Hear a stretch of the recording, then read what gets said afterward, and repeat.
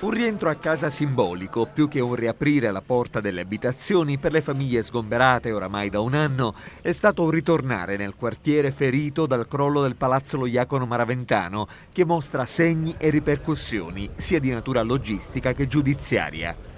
Nel cuore del centro storico di Agrigento, tra le vie Santa Maria dei Greci e San Vincenzo, questa mattina il Comitato degli Sfollati ha chiamato a raccolta i candidati sindaco e consiglieri comunali per sensibilizzarli all'impegno qualora eletti. Gli abitanti della zona chiedono di poter tornare nelle loro case adiacenti all'edificio crollato, la revoca dell'ordinanza comunale che oggi formalmente glielo impedisce, anche se alcuni hanno trasgredito al provvedimento. I pochi che siamo rimasti fuori casa siamo solo poche famiglie, la maggior parte è rientrata già da un pezzo, alcuni non sono addirittura usciti, ma hanno fatto bene. Io me ne sono pentita di non aver fatto come loro perché ho capito che l'ingiustizia viene premiata. Cioè ci sono persone di Via Caico che sono entrati, li hanno mandati fuori, sono rientrati e hanno ricevuto l'autorizzazione e mi sa che anche noi saremo costretti a fare questo per avere l'autorizzazione. La mia casa è questa numero civico 1, sopra la veranda e la mansarda. Le condizioni della casa a prima vista sono abbastanza buone, quindi si potrebbe anche abitare. Io sono entrato alcune volte col permesso del magistrato quando ancora era l'area sottoposta a sequestro e poi anche chiedendo il permesso alla protezione civile. Una manifestazione per sensibilizzare, non certamente per fini politico-elettorali, come sottolineano alcuni, per evitare strumentalizzazioni. Come comitato avevamo chiesto al sindaco, al genio civile, anche alla Procura della Repubblica di avere certezza dell'intervento. La risposta è stata data: sì, non vi preoccupate, è tutto sicuro, eccetera. Benissimo, oggi si scopre che forse non è sicuro, tant'è che l'amministrazione chiede di fare ulteriori interventi di messa in sicurezza di cui non si conosce né l'entità né la tempistica.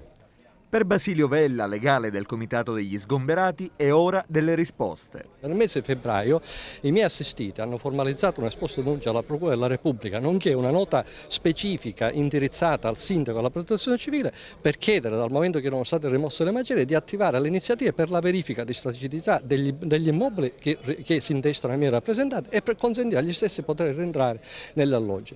Tengo a precisare che questi miei assistiti a oggi ancora non hanno ricevuto il rimborso delle spese che hanno sostenuto, quindi noi ci troviamo in una situazione che aggrava la condizione sociale di vivibilità e anche di tipo economica.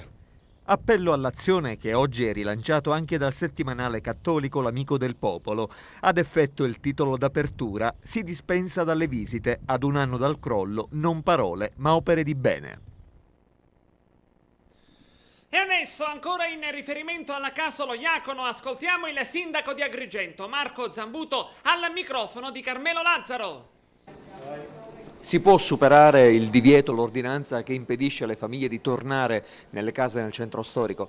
Il problema vero è dato dalla volontà di mettere in sicurezza quell'area.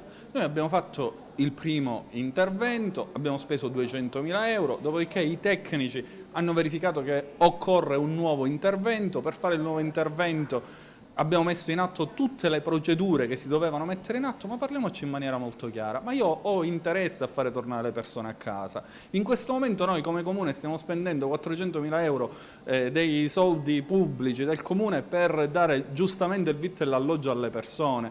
La cosa che appare triste è che oggi vedo i candidati, vedo tutte le prese di posizione a una settimana dal voto, dal 25 aprile dello scorso anno a oggi qua ci siamo stati come classe politica solamente noi.